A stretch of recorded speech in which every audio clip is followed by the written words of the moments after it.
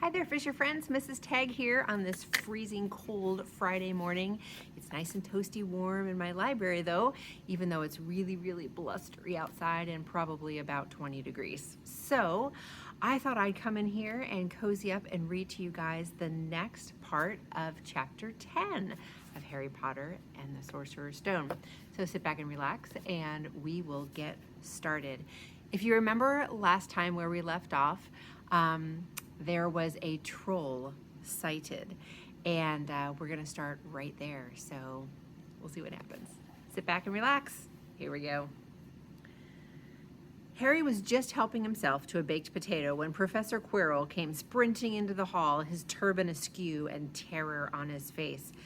Everyone stared as he reached Professor Dumbledore's chair, slumped against the table and gasped, "Troll in the dungeons! Thought you ought to know." And then he sank to the floor in a dead faint. There was an uproar. It took several purple firecrackers exploding from the end of Professor Dumbledore's wand to bring silence. "Prefects," he rumbled, "lead your houses back to the dormitories immediately." Percy was in his element. "Follow me. Stick together, first years. No need to fear the troll if you follow my orders. Stay close behind me now. Make way, first years. Coming through. Excuse me, I'm a prefect." "How could a troll get in?" Harry asked as they climbed the stairs. "Don't ask me. They're supposed to be really stupid," said Ron. "Maybe Peeves let it in for a Halloween joke." They passed different groups of people hurrying in different directions. As they jostled their way through the crowd of confused Hufflepuffs, Harry suddenly grabbed Ron's arm. "I've just thought, Hermione." "What about her?" "She doesn't know about the troll." Ron bit his lip.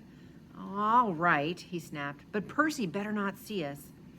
Ducking down, they joined the Hufflepuffs going the other way, slipped down a deserted side corridor, and hurried off towards the girls' bathroom.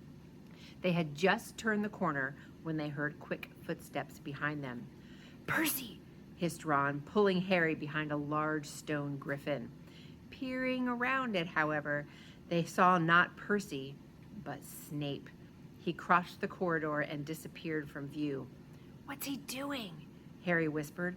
"Why isn't he down in the dungeons with the rest of the teachers?" "Search me." Quietly as possible, they crept along the next corridor after Snape's fading footsteps. "He's heading for the 3rd floor," Harry said, but Ron held up his hand. "Can you smell something?" Harry sniffed and a foul stench reached his nostrils. A mixture of old socks and the kind of public toilet that no one seemed to clean. And then they heard it, a low grunting and the shuffling footfalls of gigantic feet. Ron pointed at the end of a passage to the left. Something huge was moving toward them. They shrank into the shadows and watched as it emerged into a patch of moonlight. It was a horrible sight. 12 feet tall, its skin was a dull granite gray, its great lumpy body like a boulder with its small bald head perched on top like a coconut. It had short legs, thick as tree trunks with flat, horny feet. The smell coming from it, was incredible. It was holding a huge wooden club which dragged along the floor because its arms were so long. The troll stopped next to a doorway and peered inside. It wiggled its long ears, making up its tiny mind, then slouched slowly into the room. "The key's in the lock," Harry muttered. "We could lock it in." "Good idea," said Ron nervously. They slowly edged toward the open door, mouths dry, praying the troll wasn't about to come out of it. With one great leap, Harry managed to grab the key, slam the door, and lock it. Yes! Flushed with their victory, they started to run back the passage, but as they reached the corner, they heard something that made their hearts stop. A high, petrified scream, and it was coming from the chamber they just chained up. "Oh no," said Ron, pale as the bloody Baron. "It's the girls' bathroom," Harry gasped. "Hermione," they said together. It was the last thing they wanted to do, but what choice did they have? Wheeling around, they sprinted back to the door and turned the key, fumbling in their panic. Harry pulled the door open and they ran inside. Hermione Granger was shrinking against the wall opposite, looking as if she was about to faint. The troll was advancing on her, knocking the sinks off the walls as it went. "Confuse it," Harry said desperately to Ron, and seizing a tap, he threw it as hard as he could against the wall. The troll stopped a few feet from Hermione. It lumbered around, blinking stupidly to see what had made that noise. Its mean little eyes saw Harry. It hesitated, then made for him, instead lifting its club as it went. "Oi, pea-brain!" yelled Ron from the other side of the chamber, and he threw a metal pipe at it. The troll didn't even seem to notice the pipe hitting its shoulder, but it heard the yell and paused again, turning its ugly snout toward Ron instead, giving Harry time to run around it. "Come on, run, run!"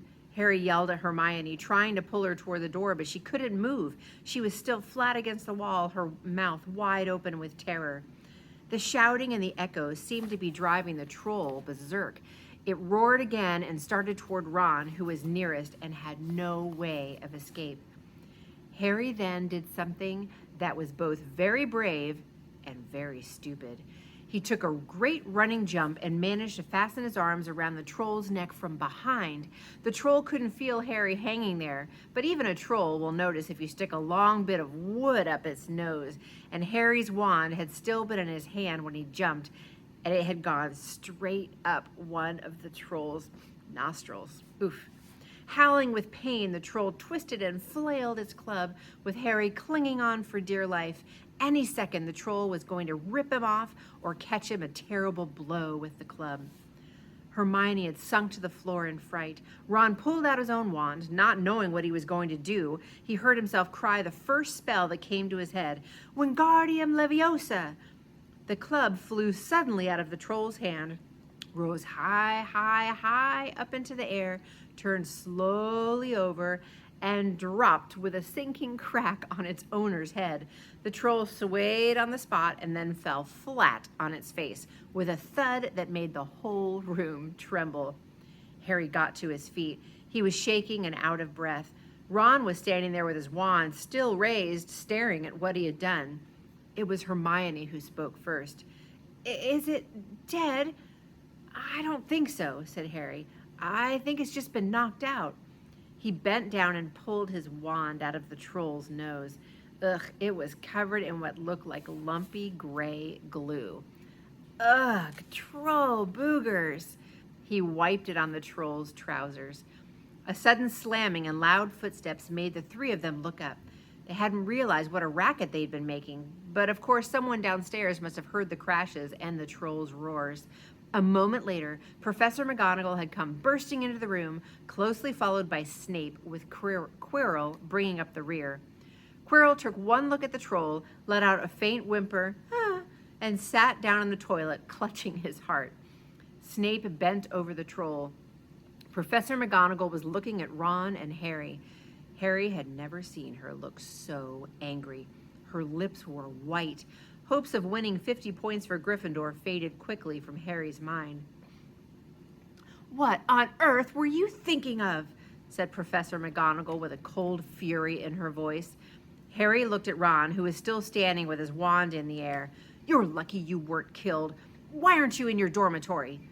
Snape gave Harry a swift, piercing look. Harry looked at the floor. He wished Ron would put his wand down. Then a small voice came out of the shadows. "Please, Professor McGonagall, they were looking for me." "Miss Granger!" Hermione had managed to get to her feet at last. "I went looking for the troll because I thought I could deal with it on my own. You know, because I've read all about them." Ron dropped his wand. Hermione Granger telling a downright lie to a teacher? He couldn't believe what he was hearing. "If they hadn't found me, I'd be dead by now. Harry stuck his wand up its nose and Ron knocked it out with its own club. They didn't have time to come fetch anyone. It was about to finish me off when they arrived." Ron and Harry tried to look as though this story wasn't new to them. "Well, in that case," said Professor McGonagall, staring at the three of them, Miss Granger, you foolish girl, how could you think of tackling a mountain troll on your own? Hermione hung her head. Harry was speechless. Hermione was the last person to do anything against the rules, and here she was pretending she had to get them out of trouble. It was as if Snape had started handing out sweets. Miss Granger, 5 points will be taken from Gryffindor for this, said Professor McGonagall. I'm very disappointed in you.